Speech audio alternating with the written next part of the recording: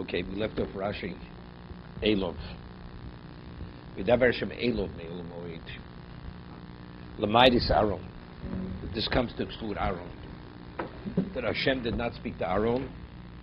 Reviewed v'seir omer Yud Gimel Dibros Nemer L'Torah L'Moshe Ul Aaron. There were 13 communications that were said to Moshe and Aaron. Uchenegdo Nemru Yud Gimel Muter. And to correspond to those 13, the 13 exclusions. Lamdoch is very important.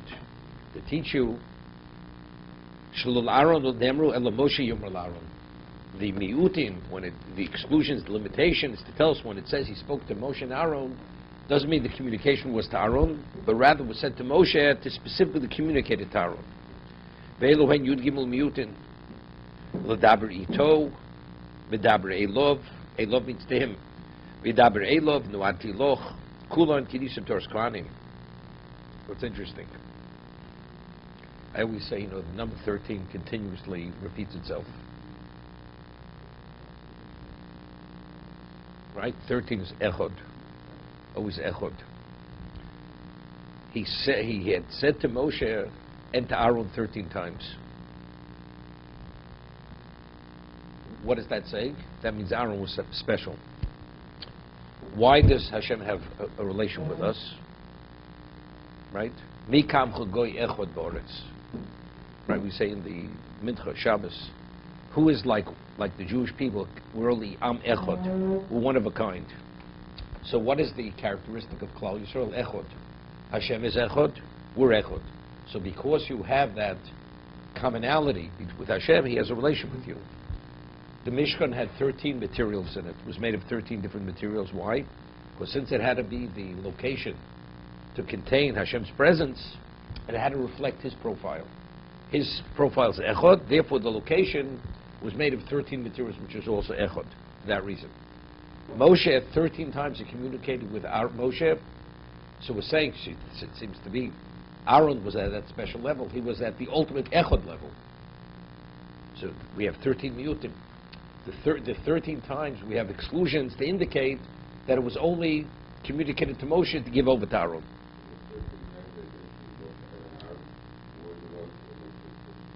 The miyutim reveal that it means it was said to him specifically to give it over to Aaron.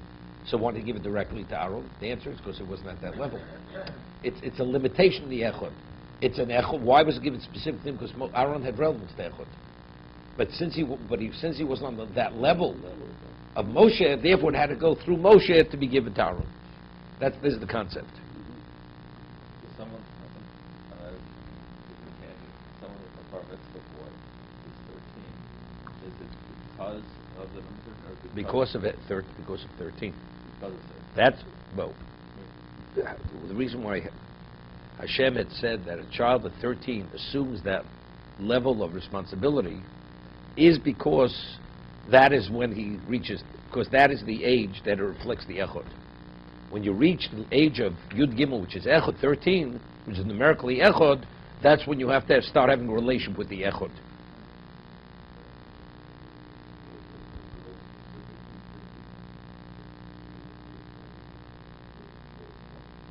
But the Gemara says, Bini Yisera, right? Vayiven Esatzelo. Okay? She has another level of maturity, of insight, of intuition, and that's why she matures a year earlier. But again, see, the woman has no identity unto herself. No, she doesn't have an identity. A woman is always secondary to the man, because the woman bonds with the man. We say, Ishto kigufo, right? The Gemara says that a woman is like subsumed by the husband. Right? She's not a separate entity. It's one. Doesn't make a difference, but that's a potential. But that's the potential, right? When she's 12 and a half, she leaves the father's house fully. But she's not subsumed. As a child, she's subsumed. A boy is not. See, it's interesting. A boy, right? A father cannot nullify his nedarim, right? A girl, he can. So you see, a girl, up to a point, even when she's semi-mature, an adult, she's still under the dominion of the father. So she has no identity. She only has the identity when she's able to make a decision to marry herself. When is that? At 12 and a half. 12 and a half, she leaves her father's jurisdiction. But again, what is that? She chooses to marry anyone she wants. But within that context, it's to become part of someone else. She still, again, doesn't have her own identity. Right? That's the ishto kagufo. She becomes part of the husband. It's interesting. We find that a woman, what ultimately is the value of marriage? To have a family, to have children. The law is that if a woman who's not a daughter of a Kohen, she marries a Kohen, she's permitted to eat Truma. But she's not a Bas Kohen. How is she permitted to eat Truma? Right? The answer is because when she bonds to the husband, she takes on the status of a Kohen. She's like a Kohen. She's like a Bas Kohen. Because she loses her own identity. Till she marries, she's called the Bas Yisrael, daughter of a non-Kohen. She marries, that identity, she sheds that identity. Right? What happens if she has children from the Kohen and now her husband dies? She's still linked. She's linked because of the children.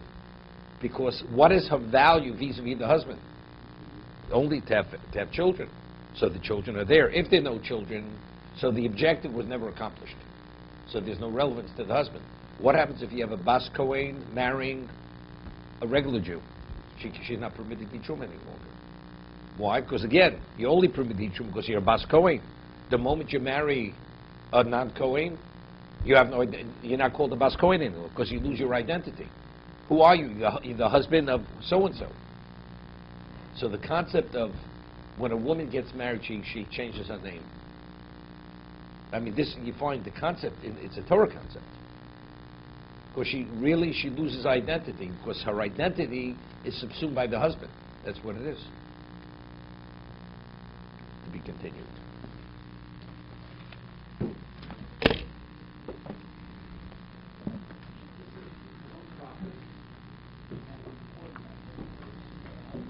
Those are rabbinic rules. But that's the Gemara. There are reasons for it. You want her to, what's his name? If she's taken captive, let's say her earnings. She's taken captive. The husband say, sure, you're going to keep your own bank account. They take captive. You want me to lay out the money for you, to ransom you. You know something? As you kept your own bank account, take care of yourself. That's it. So therefore, there are many reasons why the Chazal legislated that her assets should transfer, certain types of assets, newly acquired assets. But even Peiros, right? The asset remains hers, but what about the profits of the asset? Right? The husband gets the profits of those assets, all the income of those assets, like rent on a house or whatever it may be, or the produce of a field. Okay.